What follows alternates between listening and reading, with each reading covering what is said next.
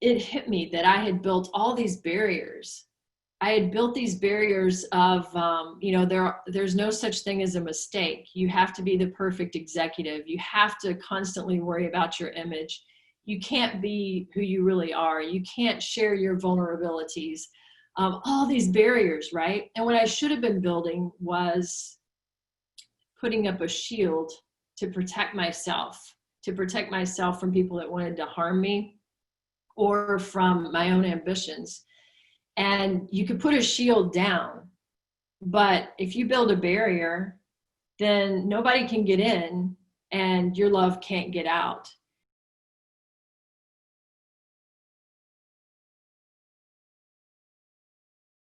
So we'll get going. Tabitha, I think most of you have read a little on the bio, but I'll let her tell you a bit about her story. She has a book coming out this month, her first book, so that's an awesome achievement. But Tabitha has a long, interesting career in leadership, and she's translated that into a number of different ways that she helps companies and individuals now. And she's got an exciting outlook on life and a lot of energy, and that's something we probably all can use a bit of in this crazy 2020 that doesn't look like it's ever going to end. But we're going to make it through it, and I'm looking forward to hearing some of Tabitha's ideas. So Tabitha, I'll let you tell everybody a little bit about yourself and your story. Sure. Thanks, Randy. And thanks you all for having me today. It was interesting that you said a long career in leadership, because what I learned and what I want to share with you today is I spent this career focusing on, how they say when you build a powerful resume, you have an action verb at the beginning of each bullet point, right? You're driving, you're leading, you're charging, you're responsible. And what I learned throughout building the foundation and my background, through a successful career, and through having a bit of burnout from running a bit too fast and not taking time to actually feel and listen, that those are the things that are actually the most powerful things we actually have. It's our internal energy, it's our feeling, it's our love. And so you will be witnessing for the first time today, even though I've spent 20 years behind the podium in front of engineers and technologists and universities, it's always been with those statistics and bullet points in hand. And today is the first day that I'm going to tell my story. And we're going to talk about personally how that works. And I bet there's going to be some things in there that each of you can relate to. My book went live on Amazon today, so it's out there now, and it talks about the journey that I'm going to take you through this morning. In short, it's about what are the paradigms that we're taught when we're born in our families and our foundation and our upbringing, and then how do our lives expand? Do they fit that foundation? And if not, what do we do about it? Do we build around it? Do we build barriers to hold ourselves in that paradigm? What are we missing if we never get out of that? And then how do you tap into that joy? How do you tap into that love that you're born with and reconnect with that energy? Because we all are made of energy. So I'm going to get started here and give you a very different type of presentation.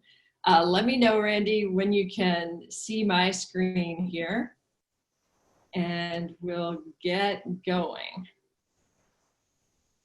I see it. You're good? All right.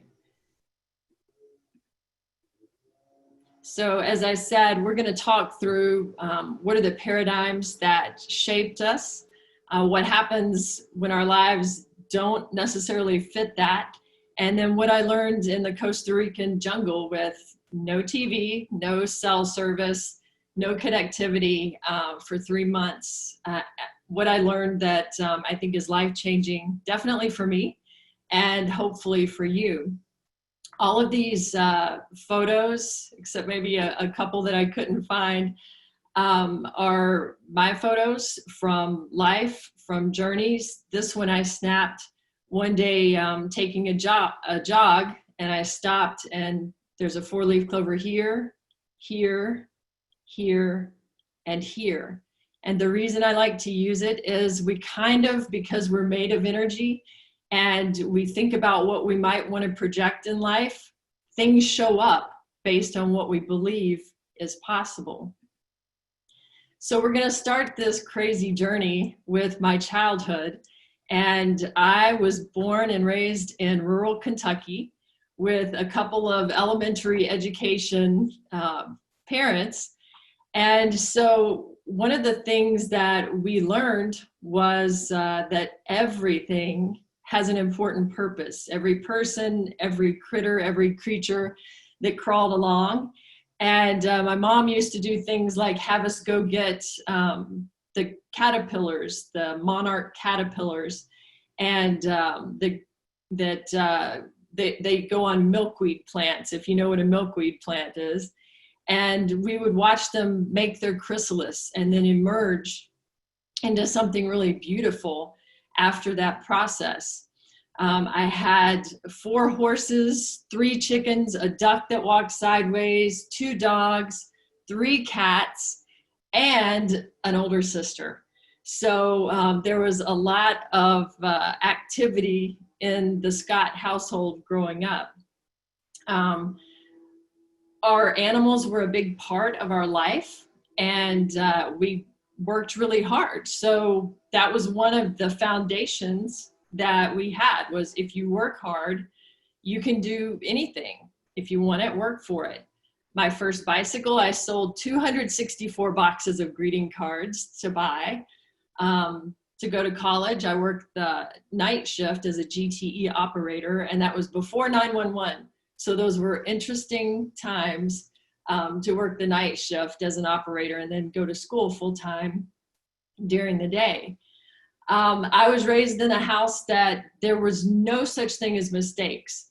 A very strict dad, so there were only stupid decisions. And it was an environment where, while that made you really strong and competitive, it helped me with athletics and basketball and track. It helped me shape a very successful career because I had this perfectionism that, it's not a mistake. You just didn't do it hard enough or long enough or the right way.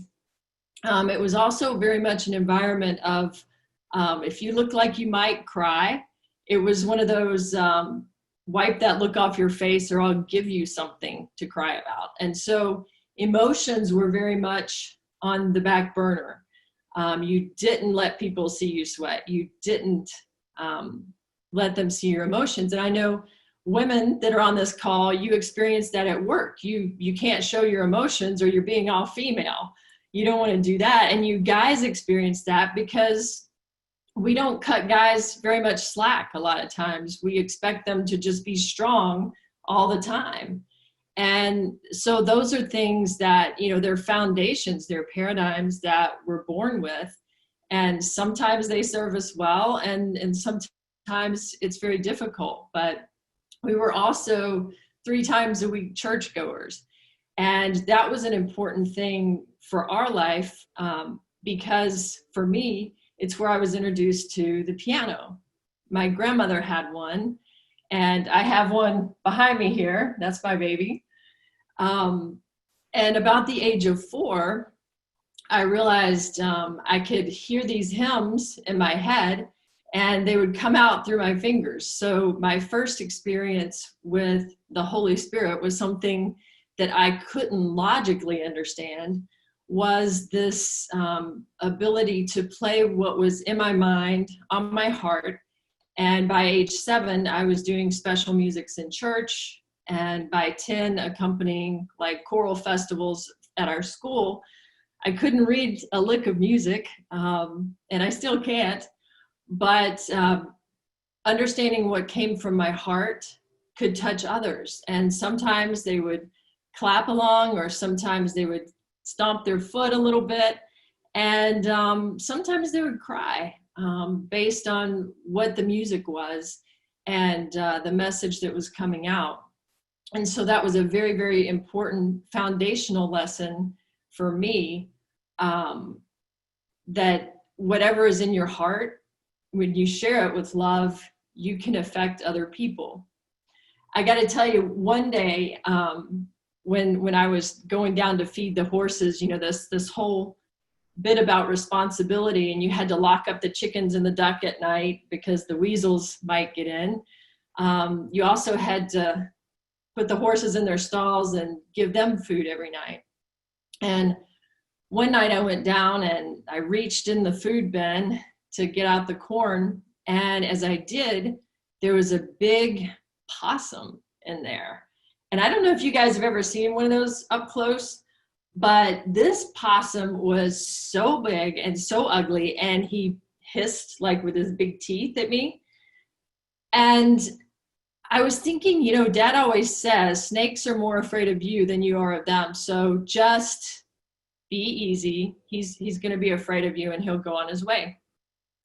So I leaned in and I started talking to him. And in my head, I'm thinking, I don't have a possum as a pet. This would be so cool. This is going to be something really cool. And I'm going, hey, little posse boo, you know, let's come out of there. And you know, maybe I could teach him to shake hands. I taught my chickens how to shake hands. And instead of being like scared of me or, you know, coming out and letting me pet him like I wanted to, he started chasing me, you know, and those teeth were coming out and he was hissing and hissing. And I was trying to do that cat noise that you do to tell cats to go away. You're like, you know, get away. It didn't work. And I'm screaming and running, and I finally outran him. But, you know, there were many adventures like that where you would step into something not quite knowing what you would find. And sometimes it worked out great. And sometimes it didn't. But, you know, I want to leave this phase of life with a story that happened, and the paradigms that I was in set me up for how I handled situations in the next phase of my life.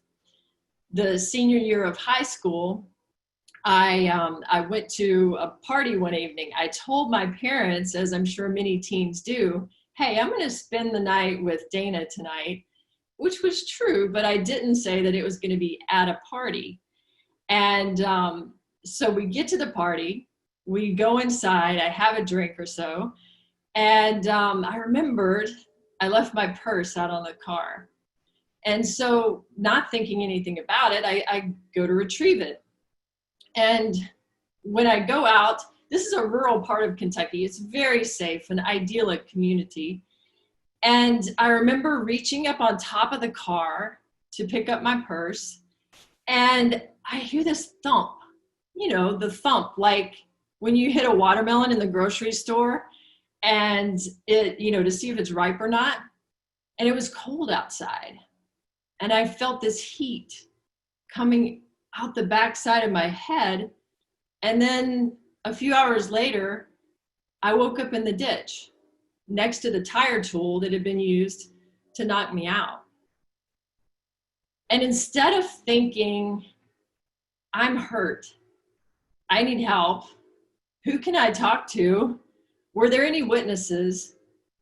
I was fixated on, there is no such thing as mistakes, only stupid decisions. I could disappoint my family here. I deceived them. I sinned, you know, I got off the straight and narrow path.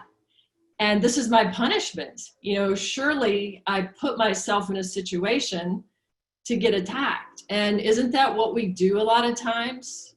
You know, when something happens to us, we put ourselves in the place of, well, maybe I could have prevented that. Maybe that was my fault, but that didn't happen. And so for me, that love was something that was conditional at that phase of my life. So the next phase that came along, I had kids, got married, and this was the executive phase. And God love them, this drive for for perfectionism, for trying harder, for working hard. It served me really well because by the age of 30, I was CEO of the largest military payments company. We did electronic payments before PayPal. And I knocked on doors at the Pentagon. I tried to compete against the Beltway bandits, the Ivy League school kids. And because I was willing to knock on more doors and hear 99 no's until we finally got that yes, we were able to get a contract and beat out Ross Perot's company to do all of the payments for the privatized military housing program. So we moved the rent payments for that program. It's a $12 billion program. And it felt great to work really, really hard and have something exciting come from it. But it felt a little bit empty. And one of my mentors said, you know, Tab, find what you love to do, what you're passionate about, and then figure out how to get paid for it. So that's what I did. I thought, I'm going to solve the whole world's energy crisis, right? I'm going to put so much renewable energy into the world that it will be clean and we'll have fresh air and we can breathe and it'll be wonderful. And so I started down that path, and my passion was accelerating the adoption of renewable energy. So this photo that you see here is me kicking off the world's largest solar community at Fort Bliss, Texas. Now, I couldn't do this under the guise of this is good for the environment, this is something that will help people. I had to do it under the guise of, hey, we have 6,000 homes here. You already own the real estate. I can give you another asset to put on the rooftops. So we're going to be making extra ROI on what we already have. And by the way, since it's government housing and you pay the energy bills, you're going to save on operational costs. So you're going to save in two different ways. You're going to make money, you're going to save money. It makes financial sense. And that was a real gift because my education, my undergrad's in finance, I've got an MBA and then a master's in bank management. That gave me this language of the dollar. And this language of the dollar could interpret things in a way that business people could understand. So while I was doing that, I learned about this whole industry, you know, this other side of the coin. And that was this underbelly of the energy sector. And what I mean by that is you've heard of the Exxon Valdez spill. You've heard of the BP Gulf oil spill. But I bet you haven't heard about the TVA coal slurry spill in Tennessee. 40 people have died as a result. It happened, you can Google to find it out, but it's 10 times the size of the BP Gulf spill, 100 times the size of the Exxon Valdez spill. It happened right here in Americana, but who heard about it? So that's the kind of obstacle that I was facing when you're playing at that scale and working in renewable energy, accelerating things. You learn about the operations and the things people don't want you to know about. And it was very, very frustrating having those two different paradigms. In the meantime, behind the scenes, I was keeping a buttoned up lip at work and focusing on career. And my older son, Trent at age 14 started his pilot's license. He always wanted to fly, that kid.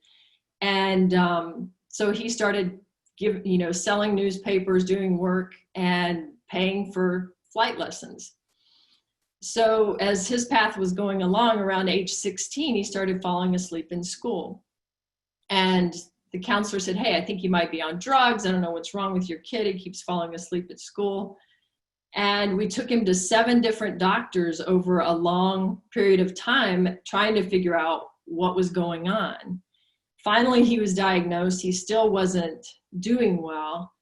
And he spent a good deal of the last part of his high school years, the last 2 years, at home, pretty much teaching himself because he couldn't function at school. So we went from Air Force fighter pilot to can't function.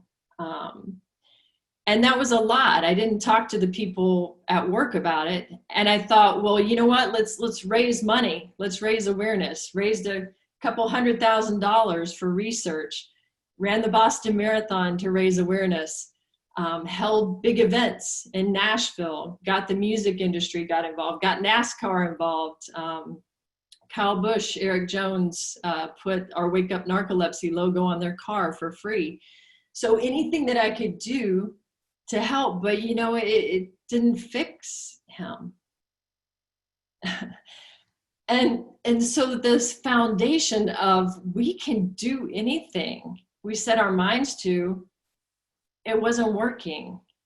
And the religious community kept saying, you know, if your heart's in the right place and you pray earnestly, you can heal him. And that was another foundation that it wasn't working. And so this went on, and one day I came home and I found this note crumpled up under the sofa, and I open it up and I'm reading it, and it says, you know, I'm lying here trying to figure out how to end it all, but I'm too damn tired to get up and do it. And it crushed me. And it was that day that I got online and I was like, I don't care where I freaking have to go. I'm going to find the world's best narcolepsy person. And we're going there. And that ended up being Stanford. And he did get treatment and he did get help after that and was able to go to college. In the meantime, the younger son, my little artist, he was a very gregarious soccer player. So Ethan was the goalie on the travel soccer team. And if you've ever had one of those, like your weekends are gone because you're always with the soccer team, traveling around with all those boys and the families. And he kept falling a lot. And we all just thought he was clumsy, including himself. And finally, it got to the point where he couldn't walk normally for very long at a time. And we started taking him to doctors, and they figured out he has this super flexible knee disorder and had to have a series of surgeries to bind them together. So he went from competitive goalie to wheelchair bound and looking outside to his friends playing. And nobody from the mega church came to visit. And none of his friends came around to play anymore because he wasn't that same guy. And it changed that little fella. And it changed me.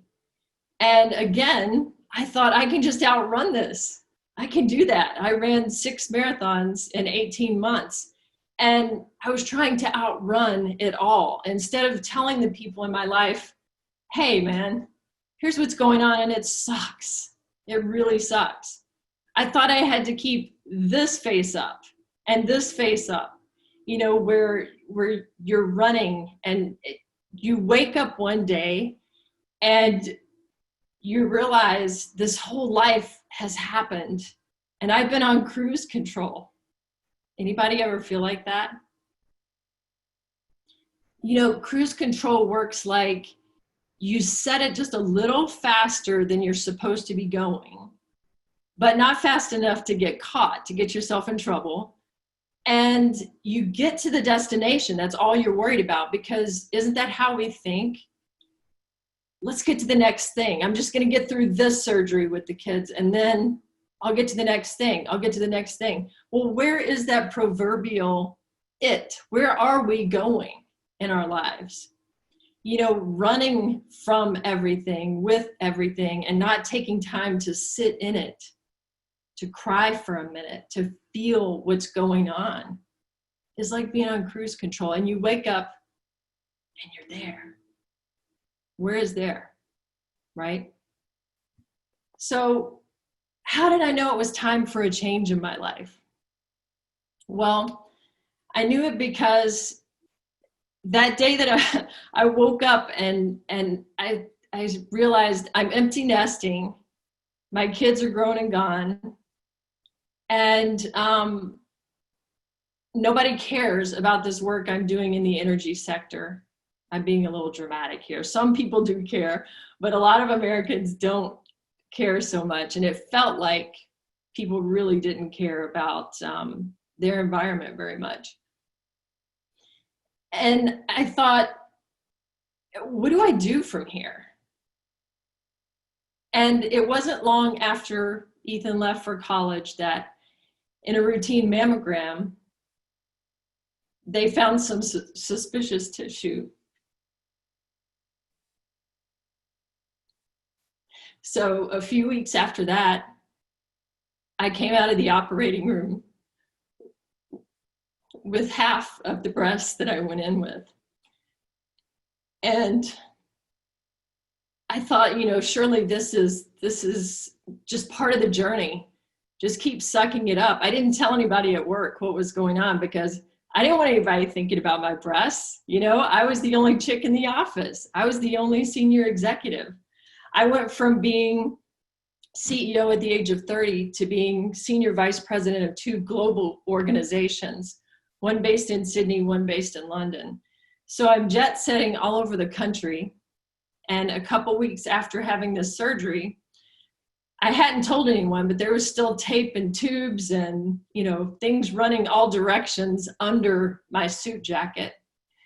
And I sat in negotiations training with the top executives, some from our company. So I'm sitting in this meeting and I'm kicking ass in this meeting. Like, this is my thing, negotiating. And it's a competitive thing. It's a 2-day session. So, I'm in there with these stale, pale male guys that do not like being out negotiated. And the instructor draws attention to a tactic that I had done the day before very well in the negotiations training. And he says, "Hey, Tab, would you share with the rest of the group about what you did to win that negotiation?" And this crusty guy pipes up before I can even get the words out of my mouth. And he says, "Well, clearly she raised up her shirt and used her tits." Now imagine how that felt just weeks after having surgery. Imagine how that felt with tapes and tubes still hiding under my jacket. Something just snapped inside of me then. And that bubbly little face, that little smart-ass person that always had the best retort, had nothing to say at that moment. And have you ever felt like that, where like this is the last blow in a boxing match? The Rocky movies, and you're like, this one, he's gonna go down this time. He's gonna go down, he's gonna go down. That's what it felt like. It just felt like I kept getting punched and punched and punched. And I was like, no more. I'm gonna take a seat on the side of the ring. I'm going to the ropes. And I started praying about this. And my grandmother passed on when I was in high school, and I was very close to her as a child. And so sometimes I would talk to grandma, and I would talk to God, and I said, what should I do? I mean, this is a great job. I'm the only one paying for the kids' college. I need my job, but it doesn't feel like people will care about it. What should I do? I was also thinking, should I change my name? Because I got divorced when the younger one went to college after 21 years. And I'm thinking, what can I do? And I started seeing snakes, like lots of snakes, like everywhere snakes. You can see here, like I'd be outside with my friends and a snake would just come crawling along. It was ridiculously absurd. And my friends, we were all joking about it. We're Googling, we're trying to figure out what the heck is going on. And we couldn't figure it out. Finally, one day I'm riding my bicycle. This went on for months, and I just kept praying, and I kept seeing more snakes, and nothing was making sense. So I'm riding my bicycle and I'm just like, look, God, if you got an answer, could you just give me a billboard? Because I'm not understanding your message. You need to make it simple, dumb it down for me. And this big snake comes across the road. And if you've ever ridden like competitive cycling, you have clips. I had to stop. I had to unclip, which makes me mad. And at this point, I'm just like ticked off. And I'm pedaling and I'm like, you just gave me another freaking snake. I don't get it. I don't get it. And I'm sweating and I'm frustrated. And it hits me like a bolt of lightning. Shed your skin. It was right there in front of me the whole damn time. And I didn't pick up on it.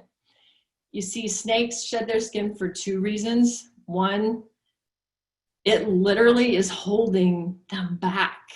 They can't grow physically until they get rid of it. They can't be what they're supposed to be. They can't expand into their greatness as long as that skin is holding them back. So shed it, get rid of it. The other thing is parasites get in their skin and it can harm them. It hurts their health, right? And they have to shed them. And I thought about the parasites in my life. I thought about, wow, my own self-talk, my own negative self-talk. I'm not enough. I can't fix my kids. I can't fix the environment. I can't fix my body. I learned that stress really increases your chance for cancer and for illness. So get rid of it, leave it behind. And that's what I did. I quit my job. I changed my name. And that took a lot of thought because I spent 20 years. If you Googled Tabitha Crawford, you saw, world's largest solar array, speaker, certifications for energy engineering, and, all of this life that I had built, and now it was gone. It was time to start new, but it's okay. That was my answer. Shed your skin, start anew. And isn't that what we can do? Isn't that what all of us have the choice to do? We can reinvent ourselves 1 time, 2 times, 100 times. We can just keep shedding that skin and moving on. And so I want to stop and ask you all for a minute and, put in the chat, what are some of the shoulds in your life? Maybe it's the pace of change in technology. Every 6 minutes we're checking our devices. We see 10,000 ads in a day. Our psychology is affected now. The goldfish has an attention span of 9 seconds. An 18-year-old American has the attention span of 8 seconds. So a goldfish can pay attention longer than we can. Our suicide rate, they're saying that COVID, the PTSD from that is more traumatic than Hurricane Katrina or a tornado because we don't know when it's going to be over. There's no end in sight.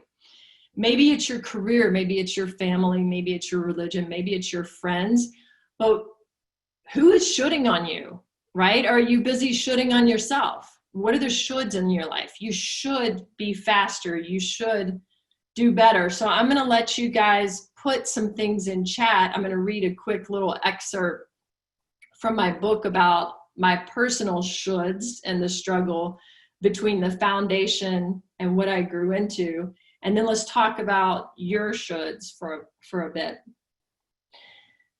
So it says, you should be a good girl. Follow tradition. Don't ask too many questions along the way. Submit to your husband. Obey the religious rules defined thousands of years ago. And by all means, do it with grace, humility, and beauty. Strive to be appropriate, acceptable, agreeable, and normal. Keep up with the latest at the kids' schools, in the neighborhood, and with the faith community. And you really should wear a more attractive pair of ladylike heels instead of those comfortable shoes, for goodness sake. It's important to look fashionable. Bless your heart. You should be a powerful leader. You made it to CEO by age 30, then a senior executive at 2 global companies after that. So we're expecting more from you. We're counting on you to suck it up. Never let them see your weakness. Outperform, inspire, compete, be strong, and lead, damn it. Be that mentor for other people who want success. Push the boundaries, drive the business forward, and ditch your twangy Southern accent. It doesn't serve you in the boardroom or behind the podium. So keep up with the latest in economic trends, the energy sector, and global trade policies. And for God's sake, polish those damn shoes before you return to the Pentagon. You're working with top brass now, and it's important to look the part.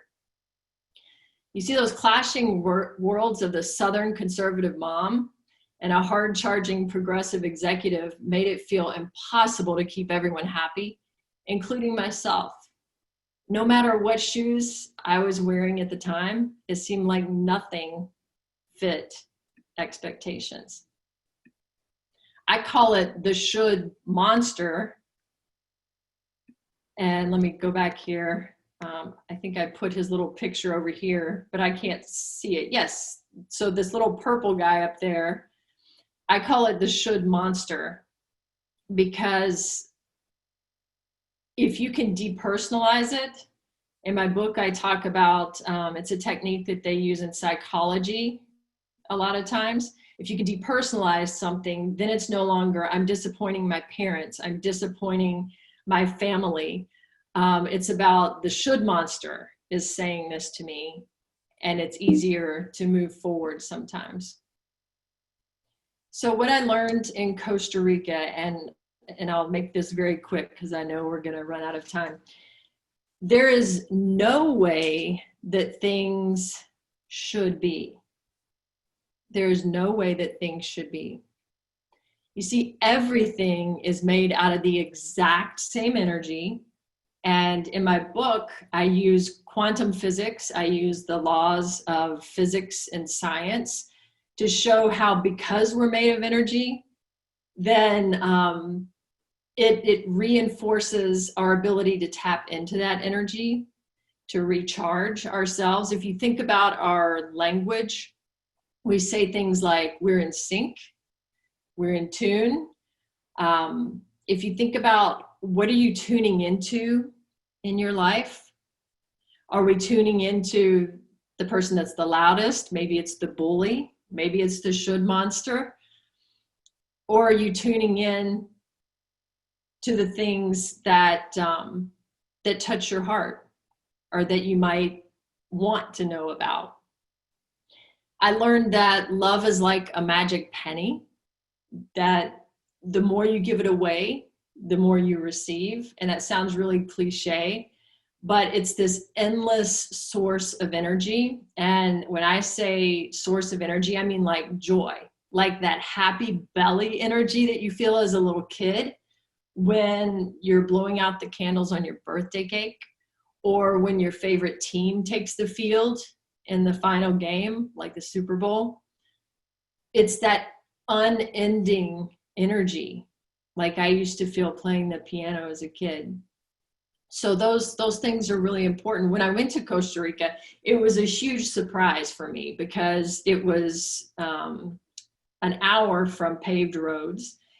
I tried to get a bicycle and ride it where I needed to go. I thought, I'm a fit person. You know, I can ride my bike many, many miles in Nashville, Tennessee on paved roads, but down there, it was very difficult. I remember the first day going to the grocery store, and here I am, new to the area, didn't know anything. And I remembered on my way out seeing these two dogs, and they have a lot of dogs that are in the wild there. They're not pets. And they would chase the cars and try to bite at their tires. I named them Abbott and Costello. And I'm coming back at the end of the day on my bicycle, and I stop at the grocery and I pile everything on it. And I had like my laptop and this backpack where I had pedaled to the nearest village that morning. And I was already full up.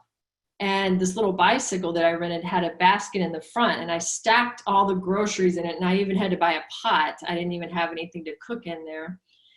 And it was full out, and I was strapping things around and balancing it. And all these guys, the local ticos, were looking at me like, what is this crazy gringa gonna do? Like, they could not wait to see how I'm gonna try to get all that. It was like that movie with the Grinch, Who Stole Christmas, and he has that dog with its sled that is full, like up to here.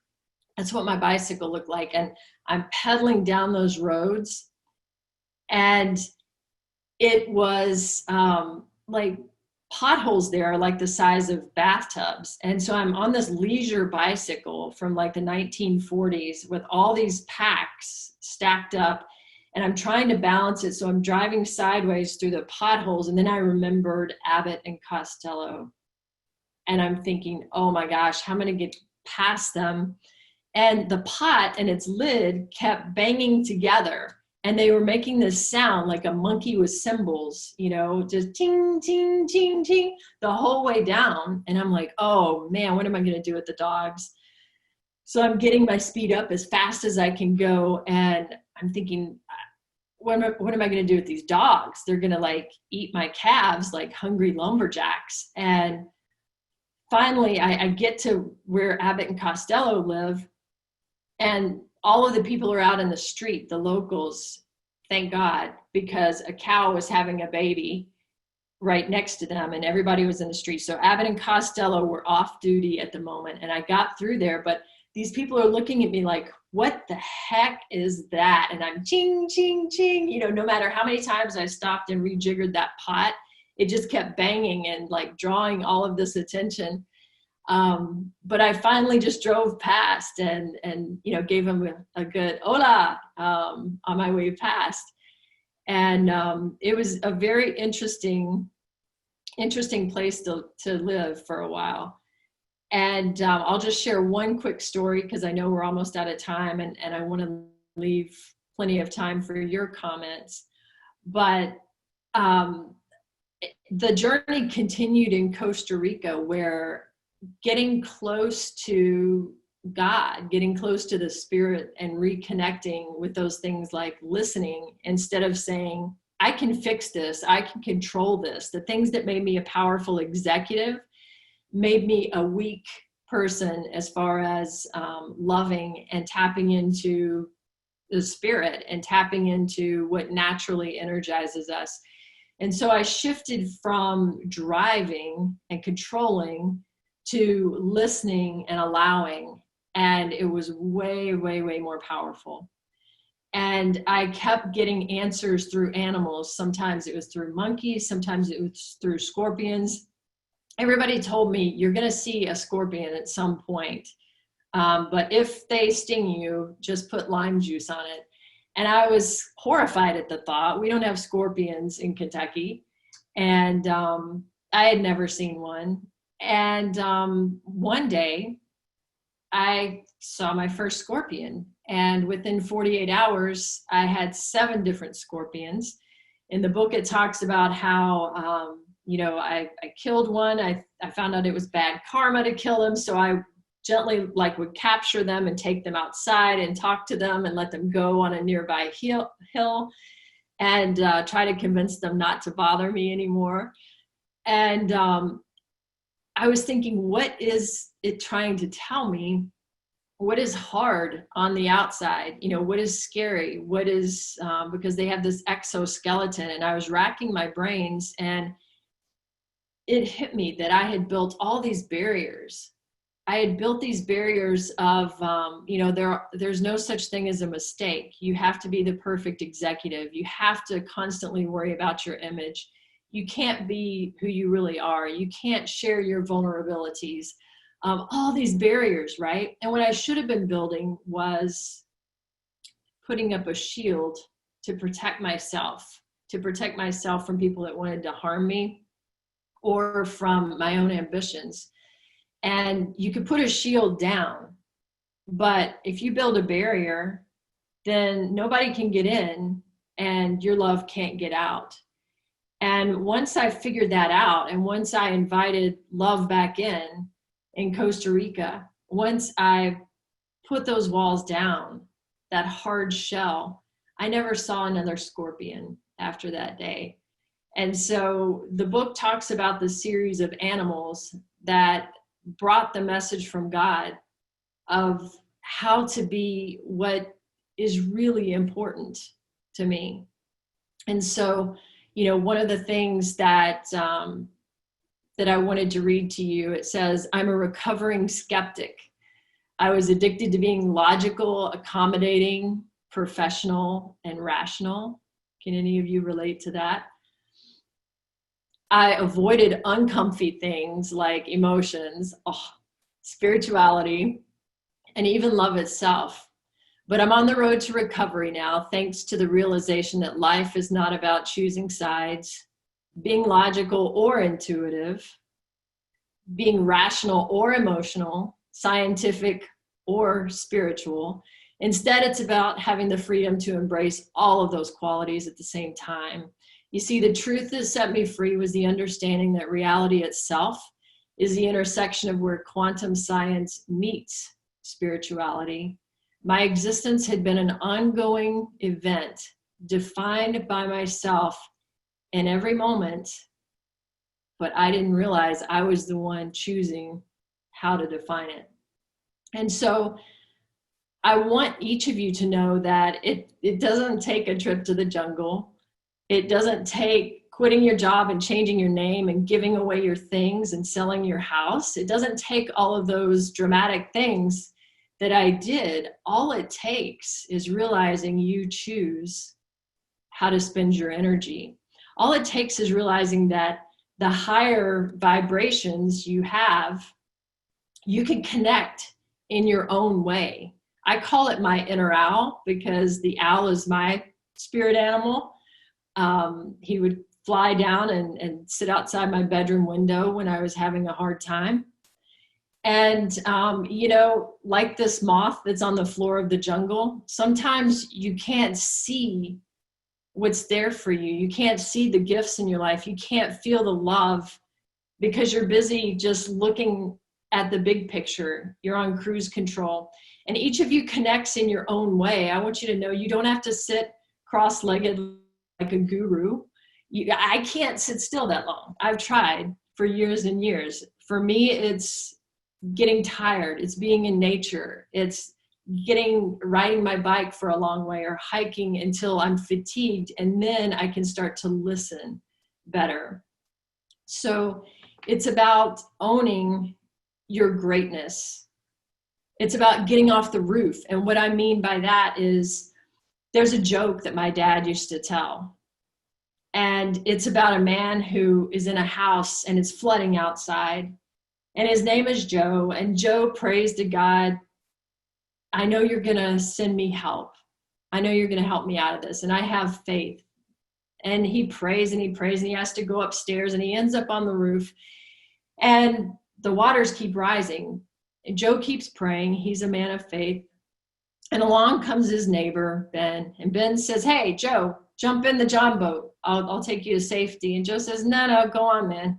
God's going to send me help. I have faith. Then along comes the Coast Guard and they say, hey, take this life ring until we can come back for you. Our boat's full. And Joe waves him away. No, man, go ahead. The waters kept rising and Joe drowns and he goes to heaven and he's like, hey, God, I was praying and what happened, And God just looked at him lovingly and he's like, oh man, Joe, I sent you a boat. I sent you a life preserver, but you wouldn't get off the roof, man. You got to listen to what your intuition is telling you, but you got to take action on it as well. So yes, listen, but take the risk of doing that. And then protect your positivity. Since we're just energy, all we have to do is practice things that we love. And that is the simple, no agenda, no cost way of staying positive. Make a list of the things that you feel great about, that you love, that bring you joy. And those are your amplifiers. They amplify your electricity. The things that insulate you, those are the things that bring you down. Maybe it's, having too much to drink. Maybe it's your barrier. Like I had a tough barrier around But what are those insulators? And focus on the things that amplify you and get your vibration up. One of the things I want to share with you before we go and wrap this up is a story from a friend of mine. And she lived in Ohio, and she had a very fond memory of her childhood, except for two things. One was the little house they grew up in had this gaudy mirror in it, and it was at the end of the hallway, and nobody liked it. They got this feeling inside, and nobody did anything with it because it was big and it would have taken a lot of effort to get it out of there. But they all had this feeling, this uncomfortable feeling about it. And the other thing she remembered that made her sad was her grandmother was in a wheelchair. And, you know, my son, as I said, was in a wheelchair a good bit of time. And it's difficult getting them up and down the steps, going in and out of the house, or, you know, as you come to the steps, wherever you have to go. And her grandmother was jostled around, and she would be in tears sometimes by the time they got in the car or got back in. And that really bothered her. And so years later, the grandmother passed, and they sold the home and they moved somewhere else. But the buyers made the sale of the home contingent upon removing that mirror. It must have been really ugly. And they got the construction crew or the moving crew to come in and take apart the mirror and take it out. And there was a door behind the mirror. The door led directly to the driveway with no steps. You see, their intuition had been speaking to them all those years, and nobody listened. And if you think about your own intuition, is there something you wish you would have done? You know, next to being should on, being is thinking, what could I have done? You know, it doesn't help us once it's in the past. So when you hear your intuition speaking, get off the roof, take the risk. What is the worst thing that happens? In my book, I talk about, like the samurai, I imagine myself just dying there in the jungle. You know, what is the worst thing that happens is I'm going to get on this trail. I'm going to be in the middle of the jungle and I die. Is it worth the risk? Yeah, life will go on. So think about what is the worst thing that happens if I quit my job, if I walk away from a situation that's bringing my energy down, if I walk away from a relationship that is bringing myself down, if I abandon my own insecurity and saying, I'm not good enough, I don't deserve where I am today. You know, I sat in a room full of CEOs with this company I was consulting in New York City.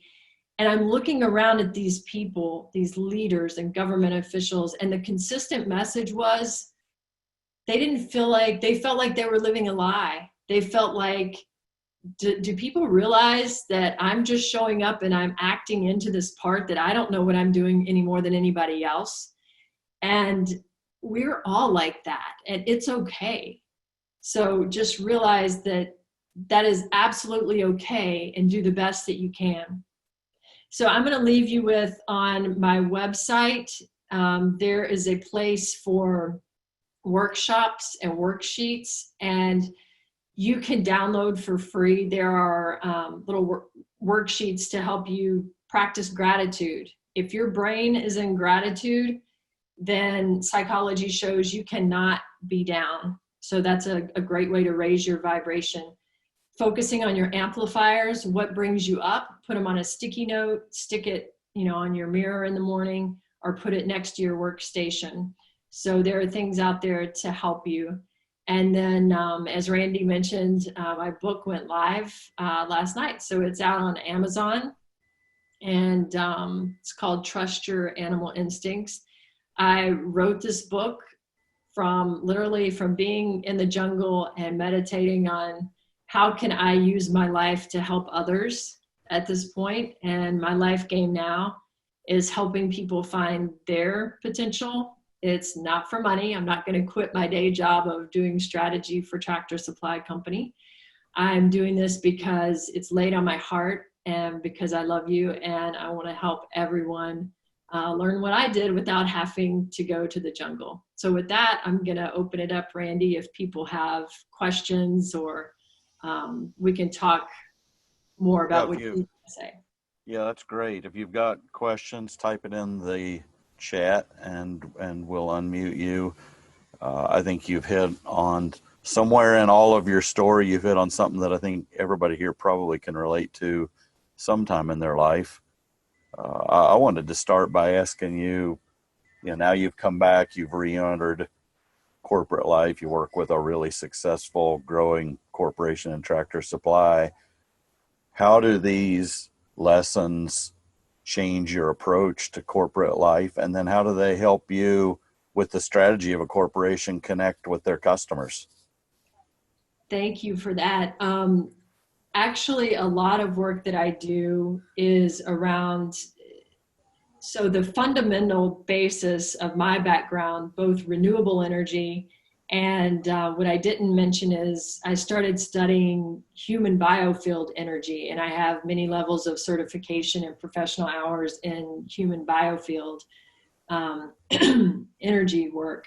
And so this perspective of electricity first, and then second, spirituality. To me, the spirituality side, this feeling positive, getting into action in the most powerful way, engaging team members or employees at work, they're inextricably tied together because we're just raising the vibration. And in the work setting, that applies like to the S curve. If you're at the bottom of the S curve, naturally you love things to change. You're a visionary kind of person.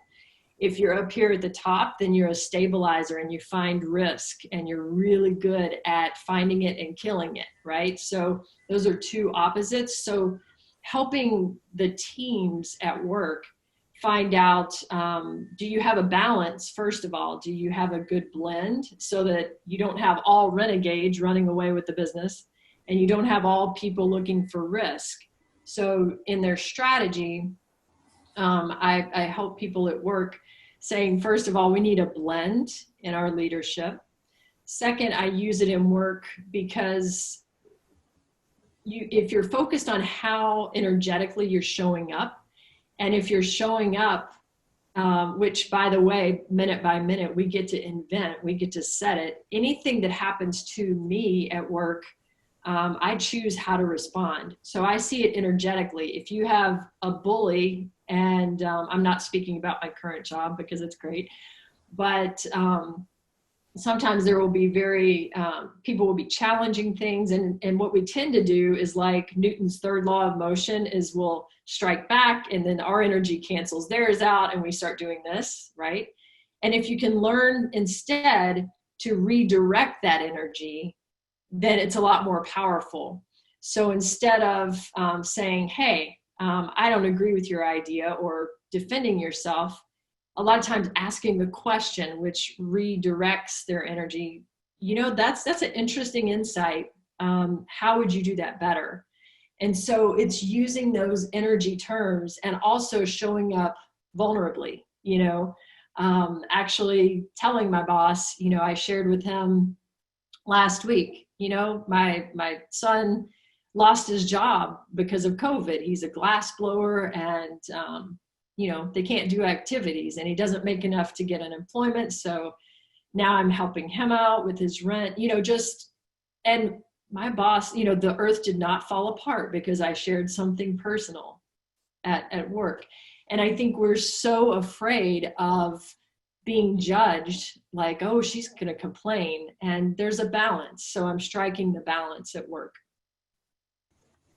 We have to close out. I just want to read you one last excerpt to close here. And this is at the end, whenever I left the jungle for the last time, and it was at the end of the dry season and the rains came again to the area and the plants began to come alive and everything. And I'm writing about, it became evident at this point in the journey that we are each born with this fiery spirit. We cry, we search for nourishment, we fight to survive, we crawl, we walk, and eventually we leap and we run. We sometimes allow the shoulds to paralyze us with fear, but I've got news for you. We can choose not to be afraid. We are not alone, and we don't need anyone else's permission to embrace our whole hearts and to drink from the renewable fountain of life. Our lights in the world are a God-given source of energy and power that we own and that we are. It doesn't matter what your religion, your political party, your ethnicity, your race, your economic status, your personal preference. It doesn't matter. They don't control or define your spirit, your intuition, or the shared energy that's pulsing through our physical bodies, because we're all identical energetically and we all have the same access. It doesn't matter if the should monster says you're going to look silly if you talk about your life, in front of business leaders like this. It's your potential to tap into. It's yours. So embrace it, embrace the love, and share it with others. Go ahead, take the risk, get off the roof, and ignite your power. Tabitha, congratulations regarding your book. Thank you. Wonderful message, and you answered my question. As soon as I sent the chat message to Randy, you answered it. Regarding the shoulds that we give ourselves can often be more damaging than what we receive from others. Oh yeah, mine was the worst. I look back now and think, I could have done things differently. I could have raised a red flag. I could have gone to my parents, but that pressure was so ingrained on me. Don't mess up. Don't make your family look bad. That I was so worried about it, I couldn't get past it. And now I would just want to shout from like the rooftops. Everybody, you don't have to put that kind of pressure on yourself. Just yeah. I can't wait to get your book for my daughters. Oh, yay. I hope that it helps them. And if you all know anybody that's going through a hard time and can't afford a book, we'll send them a free copy. It's not about notoriety. It's not about making $1 million. It's about getting the message out there to help other people. Hey, Tabitha, thank you for that speech. That's awesome. And congratulations on the book. That's a huge milestone. But I think when you say like the should monster, right? There's so many great things and things that you see others doing. And I know Chris Ford last week talked about not comparing, but kind of as I've gotten into business and even in sports for me, I played sports for a little bit. I think it's healthy a little bit to set goals and compare to other people, and also great things in the community, nonprofit stuff, whatever. How do you discern how much of that to do and how much to push yourself to get where you've gotten? Yeah, that's a great question. And I'm going to use water as an example. Because we're made of energy, then we want to optimize that, just like setting your thermostat in your house where it's comfortable. Sometimes it's too hot, sometimes it's too cold. So with water and its energy, if you're doing too much, like if you're volunteering for the kids' Cub Scouts and volunteering to do talks like this and writing a book, and all of those are things that are high vibration activities. They're good things, but too much, and it becomes like steam, right? And it dissipates. And in our language, we have terms like, I've got to let off some steam. It becomes too much and it becomes a bad thing. So balancing that, staying at that, homeostasis. And then on the other side, if like with COVID, as an example, there's so much negativity around us, which is a low vibration thing, the uncertainty, the unknowns, the fear, those are low vibration activities.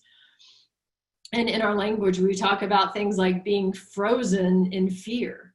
So if you literally are around too much negative vibration, if you let too much of that slow you down, then you become frozen in fear and you can't take action and you can't be powerful. So it's about balance and, drive the heck out of yourself. And as long as you're still feeling stimulated, great. But as soon as you start to feel pressure, then let off the steam. So your gauge is for you, when do you feel pressure? And that is your wake up. Because if you feel pressure, that's the should monster saying, well, I should be doing one more great activity. You know what I'm saying? Yeah, and to kind of like that's awesome, and I completely agree with you.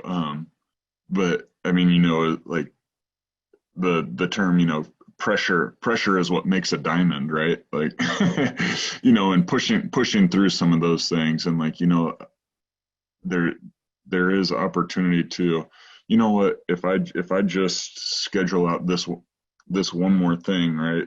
And maybe that's taken away from other things at that point, if this one thing is going to make me better at my goals. But is there people in your life that you go to, that you surround yourself with, that help you determine that? Or is that something that, like you said, you feel, once that pressure gets there and you kind of know your limit?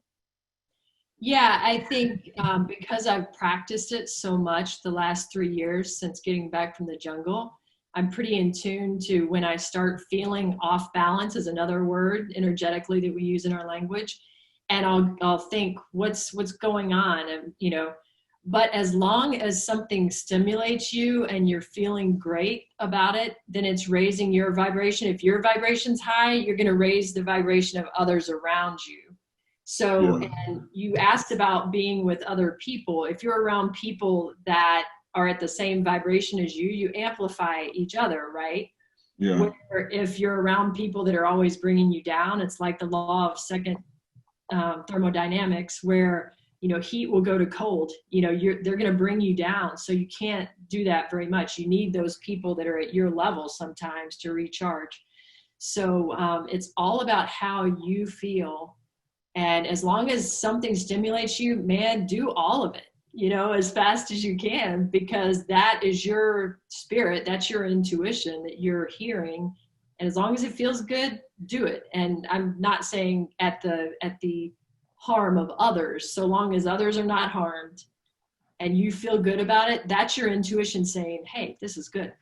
Yeah. No, that's really good. I love that. As long as you're still stimulated by it, because I think that that's what makes you pursue it with everything you got. And then when you do take a break after you hit that peak, you're recharged again to maybe continue being stimulated by that thing. Yeah, and I'm going to give you guys a trick that I read in a book. This is not my tip, but if you can't decide whether you should do something or not, in order to hear your intuition, this is kind of a way to trick your brain out of active mode and to hear your intuition. Drill it down to a yes or no question. Should I do this event? Yes is heads, no is tails. So flip the coin, and then when it lands on heads and it says yes, do you immediately feel excited? Or do you feel like, oh, well, let's do best 2 out of 3? That's your answer, right? And that's a way to kind of trick your brain, because we're leaders, for goodness sake. So we're controlling and thinking actively all the time. And sometimes you got to flip that crap off so that you can hear what's in here. And it's hard to do for us. And the more controlling you are, which sometimes makes you a great leader, it's harder. So that's one way to kind of trick your brain. Flip a coin. Do you feel relieved or excited? Or do you feel like, oh, let's do 2 out of 3? And you can hear your intuition. Well, this was awesome, Tabitha. I know there are already several people messaging, wanting to forward this to people. So it will travel well. You've had so many stories that I know resonate with people and that we can all identify with at some point in time in our life and say, okay, yeah, what she just talked about, I get that. So yeah, I think that's awesome that you've been able to turn real world experiences into something that that people can identify with. And I'm sure I'm sure that will all come through in the book, and people will be excited to get their hands on that. Thank you very much for having me. I really appreciate getting to spend time with you all today. And you can email me directly, Randy. You can include that in the follow-up if you have questions, if you're struggling with how, energetically to deal with something. This is a passion of mine, and it's kind of like just something that I love to do, and I'm happy to help you out.